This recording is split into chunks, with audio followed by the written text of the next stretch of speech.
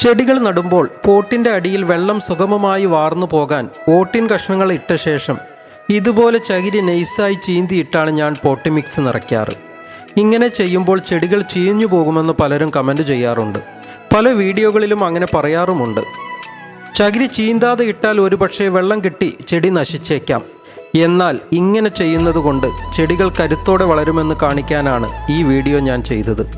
ഒരു മാസം കൊണ്ട് ഞാൻ നട്ട ഹൈബ്രിഡ് ഇനത്തിൽപ്പെട്ട ബോഗൺവില്ലയുടെ കമ്പുകൾ എത്ര നന്നായിട്ടാണ് വേരുകൾ പിടിച്ചതെന്ന് കണ്ടില്ലേ? ഇനി മാറ്റി നടുമ്പോൾ അടിയിലെ കല്ലുകൾ മാത്രം മാറ്റി നമുക്ക് വലിയ പോട്ടിലേക്ക് അടിവളങ്ങൾ ചേർത്ത് ഇതുപോലെ പോട്ട് ചെയ്താൽ നല്ല വേരോട്ടത്തോടെ ചെടി കരുത്തായി വളർന്ന് ഇതുപോലെ പൂക്കൾ തന്നു തുടങ്ങും.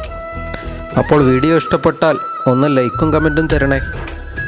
ഇനിയും സബ്സ്ക്രൈബ് ചെയ്യാത്തവരുണ്ടെങ്കിൽ ഒന്ന് സബ്സ്ക്രൈബ് ചെയ്ത് എൻ്റെ കൂടെ കൂടണേ.